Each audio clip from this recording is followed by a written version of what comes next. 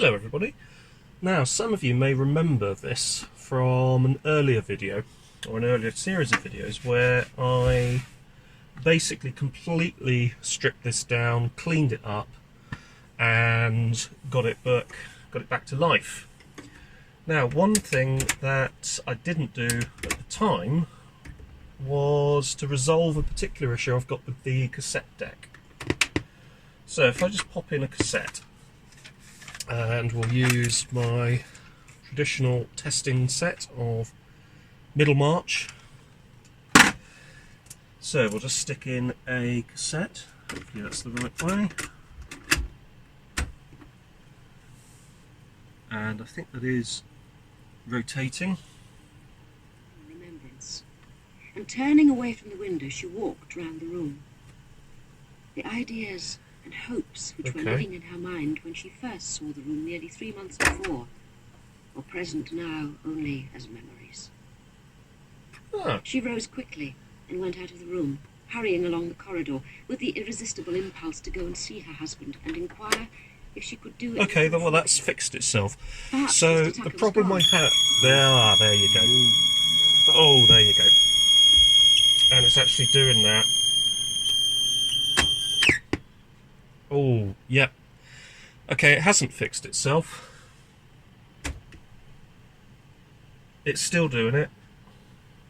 Celia said in her quiet staccato, then kissed her sister, whose arms encircled her, and said, It'd be interesting to know why it's doing that. They both cried a little in a furtive So we're going to need to strip it down. Dorothea ran downstairs to greet her aunt.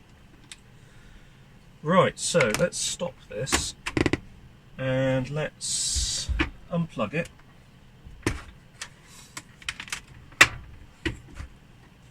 Now, if you remember, there were a number of very deep to reach, deep set screws on this one, so we need one of my particularly deep reaching screwdrivers. This one won't do it because of that, so I'll just need to go and dig one out. Aha, there they are.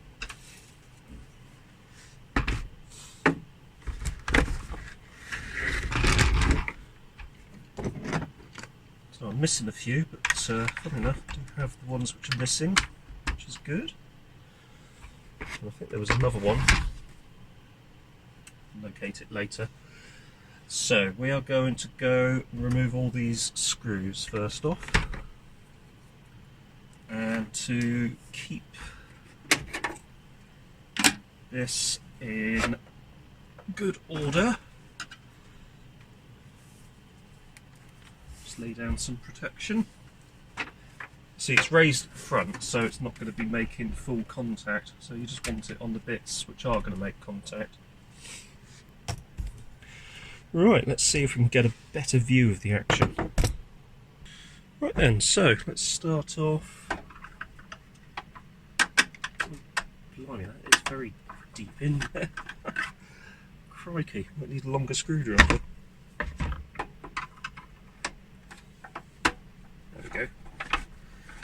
Right, so I'm going to undo all of these, and because you've mostly seen this before, you'll rejoin me shortly. So we're inside, and one thing that I'm going to do is, this here is the main power connector. If I check to see, yeah, it looks like it's coming apart, so I'll need to rectify that and just repair that. But also, let's see if these connectors are soldered, which they are. They're not actually, I don't think these are separate plastic connectors, unfortunately, so I can't unplug them. However, this one should. Give myself a bit more leeway on that, I should be able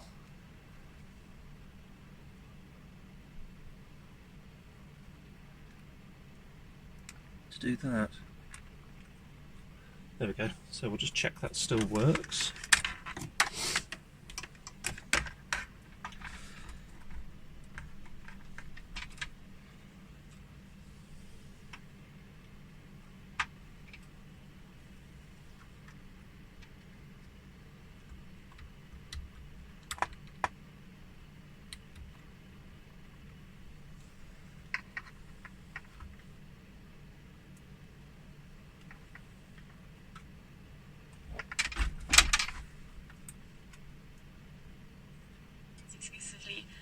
was church music. I was really taken with this music and this style of taking as an analysis. Whoa, one of the volume controls is a bit sticky. Composers and really focus in on So that's one. over the whole year and just take a lot of time That's the getting other. to know some music really in depth. And I thought this would make a great starting point for a project. Well, good luck with that. That sounds fantastic. Yeah, they're fine. So basically there is quite a large transformer down the back here, and what that is doing is that is stepping down the voltage from 240 to 1, 2, 3, 4, 5, 6, 7, 8, 9, 10, 11, 12. So that's stepping it down to 12 volts. So it takes 8 1.5 volt D cells, so that's the really big chunky battery cell, which is equal to 12 volts. And 12 does seem to be a figure that features a lot in portable audio, which is quite interesting. So this here is our speaker connector. That is our tuner module. All of this here is amplification, so I think, looking at it, this one with the heatsink is probably our, there's one of them, that's probably our amplifier, hence why it has the big heatsink and the capacitors around it. Not sure what this one is, that might be a preamp, possibly. This is our recording actuation. So if you press record and you have a cassette that has the read protect tab still present, hasn't been popped out, that will actually press down and engage the recording circuitry. So there's our aux in, and then obviously you've got these controllers which relate directly to these top switches here. And they're quite nice actually, because the way that they've been put in is they have little hooks that literally sort of hook over these, meaning that you can sort of set them all to that sort of position like so, and then when you put this back on, you're guaranteed pretty much to get them into the right place. So what I'm going to do first is just to remove this board. So I've unplugged the deck again, and I want to remove this board to see if I can get to the cassette deck assembly. So the cassette deck assembly in this is one that is used, or certainly was used a lot during the 80s. It wasn't just this deck that had it. Other decks from different manufacturers would have had the same sort of setup as well. So you'll notice also we've got 2 8-ohm speakers, which are capable of generating 4 watts RMS, and then you've got a central one which is a 4-ohm speaker capable of generating 8 watts RMS. So what it's quite possible actually, it's quite possible that this one here is for the amplification for these 2 speakers. That is, I believe, a stereo amplification chip. Doesn't get hot enough, so it doesn't need a heatsink. And this one is for your central 8-watt speaker. And that's why it has its own heatsink. Now this board is, I think, almost ready to come free actually. Yes, it is. So what I should be able to do is just gently move this to one side. I don't want to disturb anything too much, but I do want to be able to get to the belts. This is an audio connector for the cassette deck. You'll notice there are 2 of them, one for each deck. So we can certainly unplug these. And that'll give us a bit of leeway to get underneath, because I believe this problem is mechanical rather than electronic, and I think it's to do with lubrication.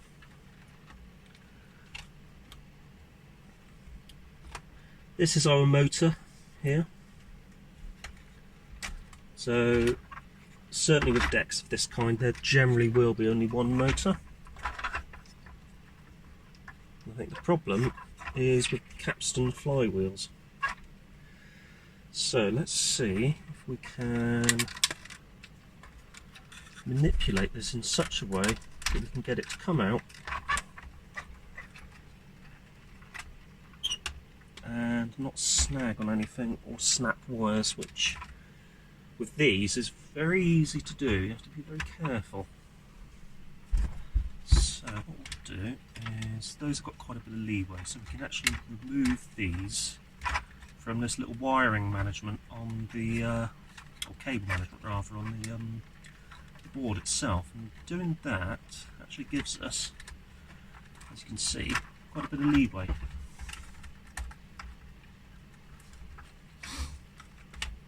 Certainly enough leeway for us to be able to get to the board and ultimately get to the mechanism. So what I am going to do is to just give this a bit of lubrication. We're going to use some of my, if I can find it, my silicone grease. So similar sort of grease that we use in VCRs, because it is quite dry in there. So bear with me. So what I've done is I've applied some grease and I've got it playing at the moment. So as you can see, if I come in a bit more,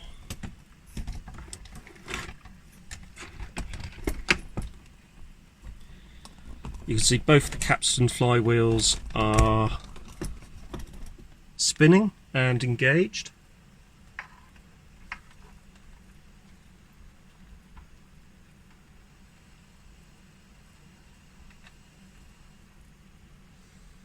And obviously, because the audio is unplugged, you're not going to hear any audio, but this is going to spin. So what I'm going to do is just engage some of the functions on this deck, because I had the screeching and it was coming from this flywheel here. So I've lubricated both decks.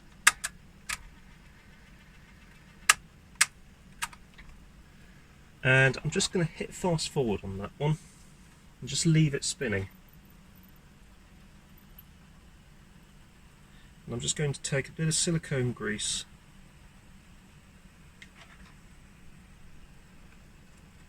a little bit onto there so that it works its way hopefully onto that flywheel and then ultimately works its way down into the rest of the unit. It does seem quite a bit quieter actually.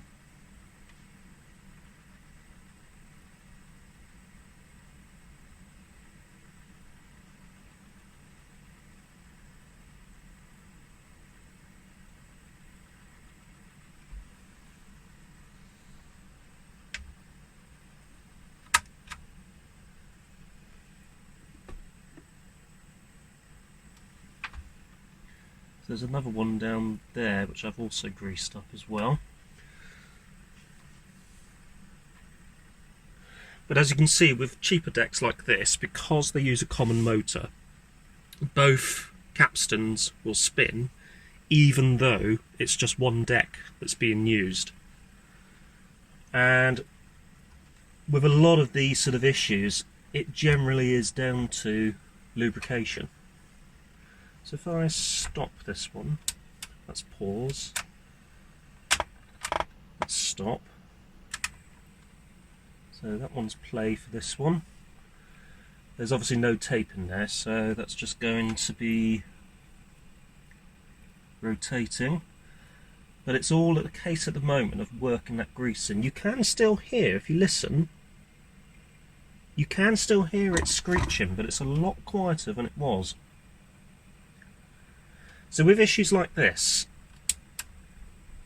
it's generally a good idea not to panic and just to start with the basics. In this case, the basics is lubrication and belts.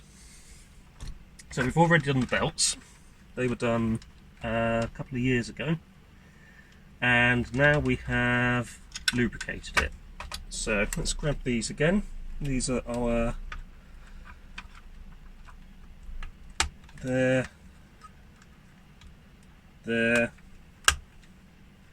and here. So these are our cassette audio connectors.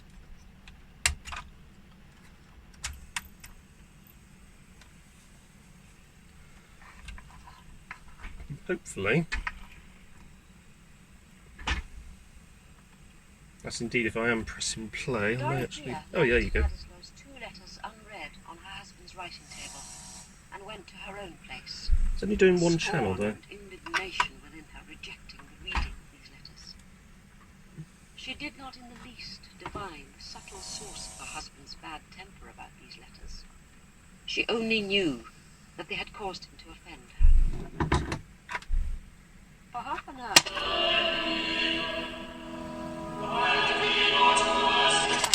book on the floor. So we've got both channels for radio, one channel for audio. On the library steps, clicking forward as if he were in some bodily distress.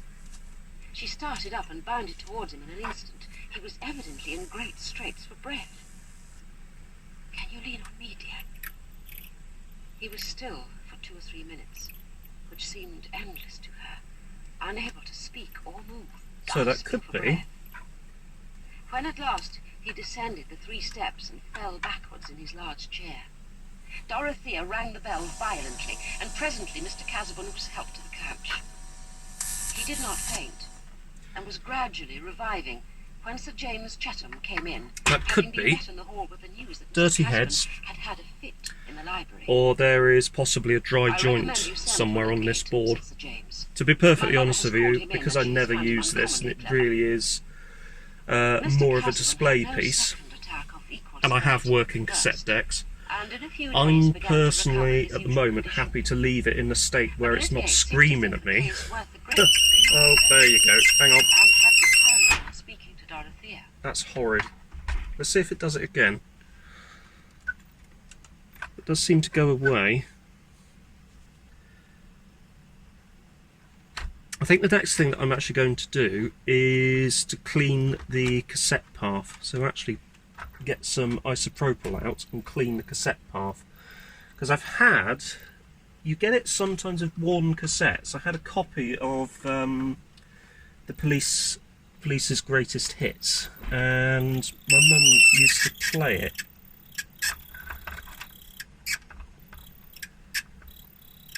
My mum used to play it constantly when we had a 3-litre Capri. So it was either that or Tina Turner, Private Dancer. Which probably explains my taste in music, to be honest, and my taste in cars. That Capri was epic.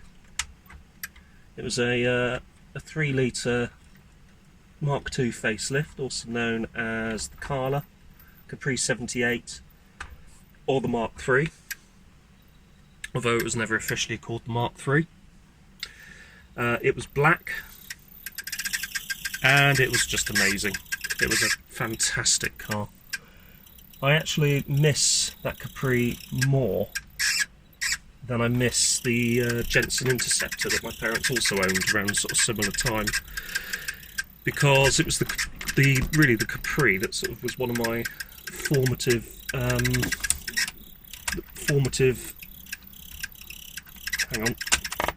one of the cars that was sort of responsible for my formative interest in cars in general. That and my Uncle Kevin's Mimosa Yellow, or was it Daytona?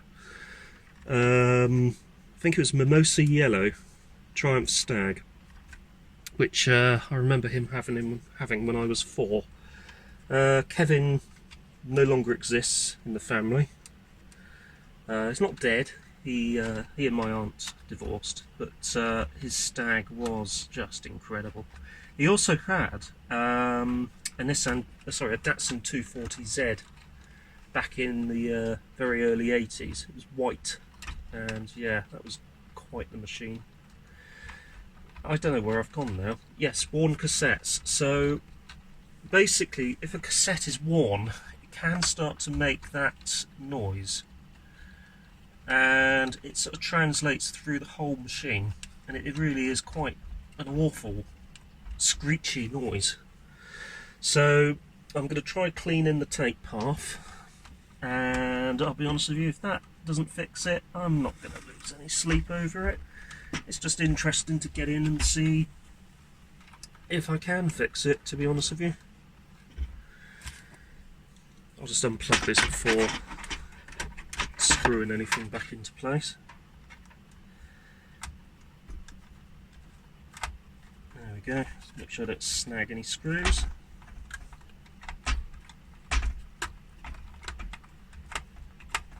But the main thing is that mechanism's now greased.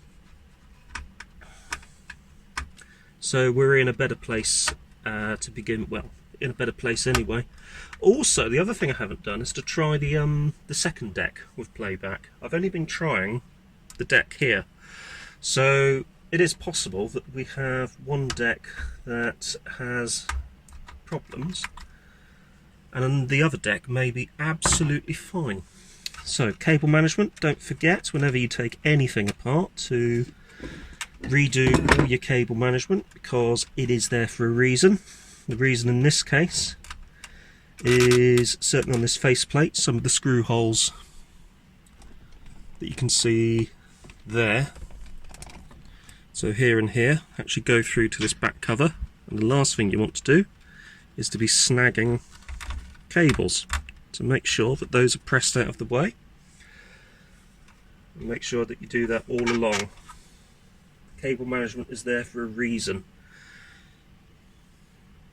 So that's our aerial. So there should be an aerial for this, but it was snapped off at some point and I just haven't gotten round to replacing it yet. This is the thing, I get projects and I get to a stage of a project where it is pretty much finished, and then it takes me a while to come back round to it again because I've got a new shiny project. That is a fault, well, not really a fault, that's just the way that I am sometimes, and it takes a lot of mental stamina to be able to, sorry, just making sure those are all in line. It takes a lot of mental stamina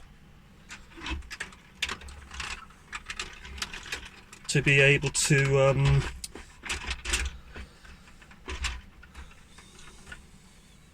my words are failing me. It takes a lot of mental stamina to be able to overcome that, and it's something I do in work.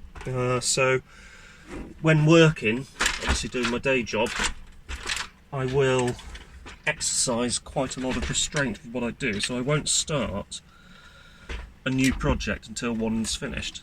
If I do have multiple projects on the go, which is usually the case, what I will do is say dedicate a morning to project A, dedicate the afternoon to project B, and most of the time that actually works unless something happens which results in something needing more emergency attention, which does happen from time to time, but you go with the rough and smooth, so to speak. Anyway, I might need to take these screws out of here in order to be able to put this back in properly.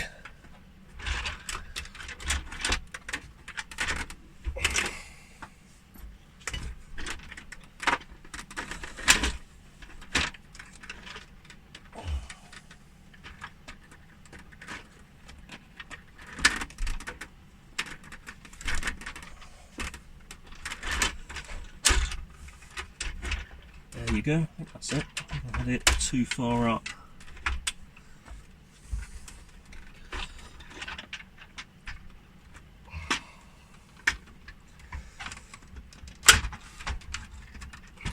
These are fiddly to get back in.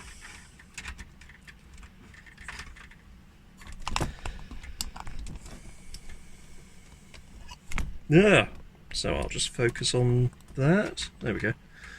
Yeah, these are fiddly to get back in place.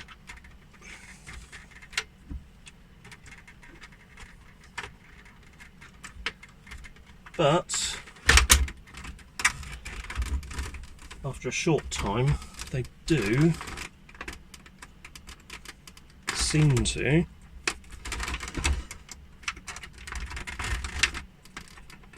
come back together. Again, you've got to be wary of these switches because they may not necessarily meet up properly with the switches which are in there. So I always put them far right, or far whatever, yeah, far right if I'm looking at the back of it, and then try and gently coerce it back into place. And I've just noticed the problem here. These have popped out of this cable management at the top here. So just need to get those back into place. That's why the cable management is so important. It really is vital. You shouldn't do without it. Now that's in place, or you shouldn't neglect to sort it rather. Now that's in place, that's going together a lot easier, he says. Right, that's stuck. Is that working? Mono, stuck. FM. Doesn't feel happy, to be honest. Let's try doing it this way so we get them all over to the right. Right if you're looking at the front, left if you're looking at the back. And try bring them together again. It's interesting, let's see.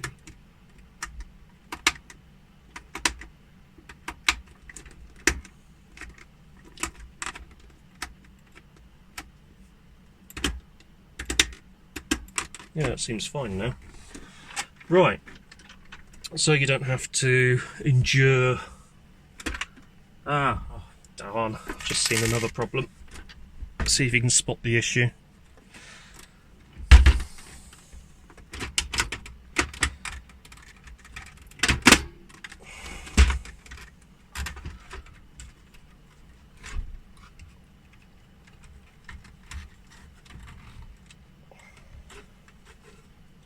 So all to the right, all to the right, well left if I'm looking at it from the back, right if I'm looking at the front. Press those down.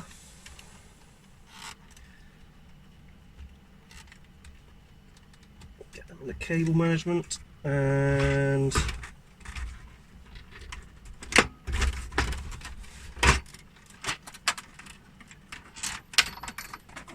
drop all the screws out the back. That might make it easier actually. Make sure you've got somewhere to catch them. Thankfully I did.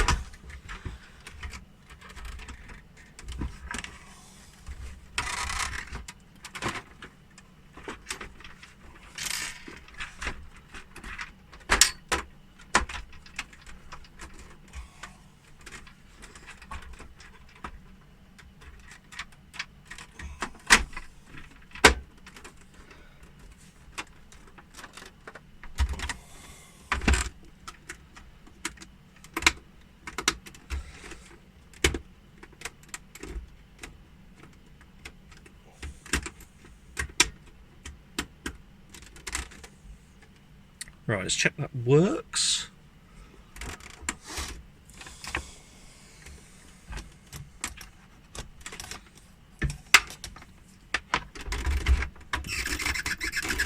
Shh.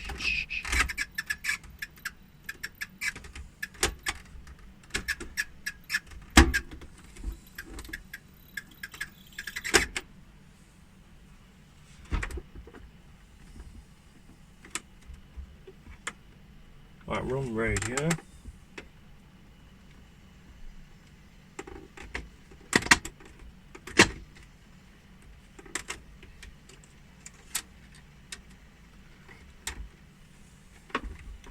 Oh, see, here we go, Pat.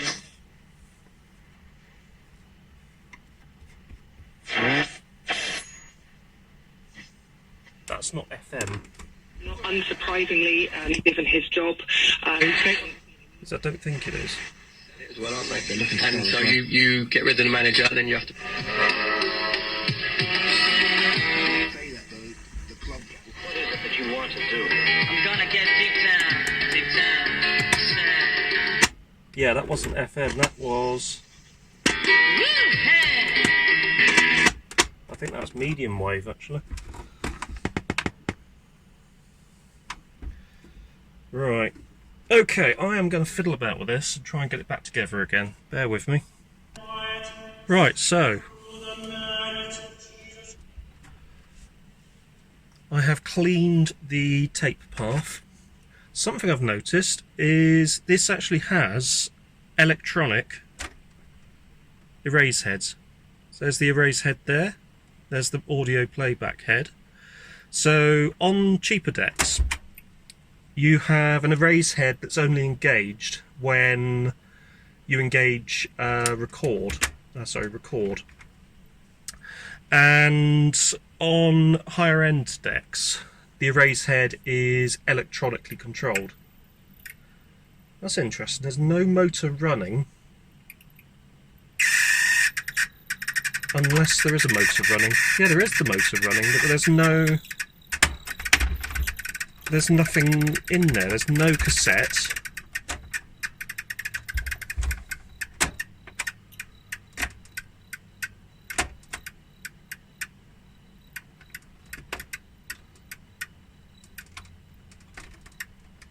So I'm in radio, and that's permanently running.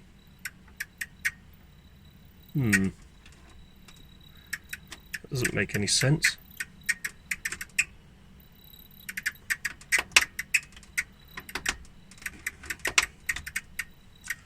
Anyway, let's see what it's... Yeah, that shouldn't be running permanently. Okay, that is in... Oh, hush now.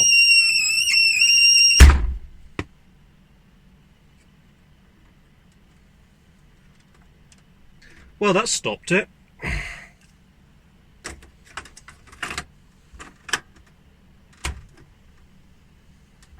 Wrote from Rome, and began by saying that his obligations to Mr. Casaubon were too deep for all thanks not to see me. This needs a more thorough clean-up, I reckon. I need to probably start unsoldering things to get the boards out of the way so I can get to the cassette mechanism itself. That'll need a full strip down, re-grease and general clean-up. That is going to be a project for another day. It's taken me long enough to get the case back together, to be honest with you. But his friend Naumann had desired him to take charge of the picture painted of Mr. it is working. With whose permission and Mrs. Casaubon's, Will would convey it to Loic in person. Just occasionally has a horrid noise. Opening her own... Which is because the mechanism needs more lubrication. There is also a possibility that it may improve with use, but I am not... I'm not going to commit myself to that, to be honest with you. Dorothea saw myself to that answer. That it was an outpouring of his young vivacity which it was impossible to read just now. She had immediately to consider what was to be done about the other letter. There was still... But it is working, so that's a good thing. So stop. Okay, so play. Stop. Please stop.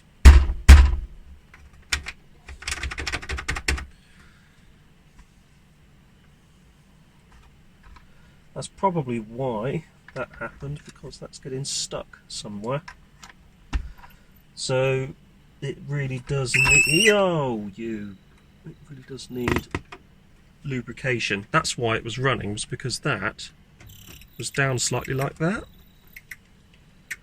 And if you do that, or bang it as I did earlier, it just causes that to come back up again. Also, this one seems to have been the deck that's been used the most because, well, that's worn out, basically.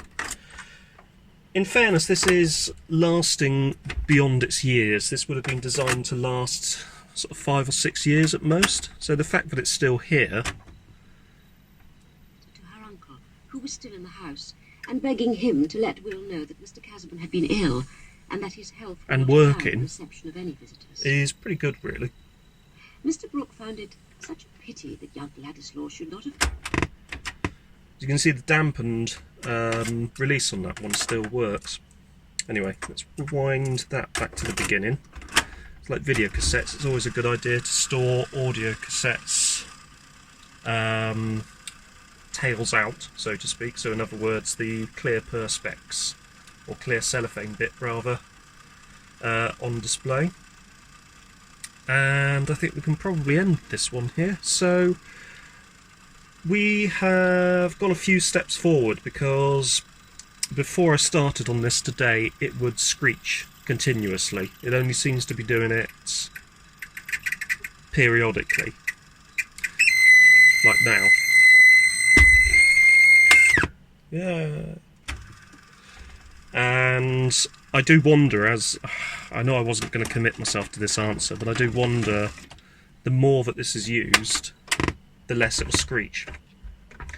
But again, not an answer I'm going to commit to, because it's just too, I don't know, it's too wishy-washy, too flimsy an answer. However, for the minute though, that really does conclude what we're going to be doing today on this. If you've got this far, sorry, I can't pronounce words. If you've got this far, or gotten this far, many thanks for watching. Hope you have found this interesting. If you have, don't forget to hit the like button.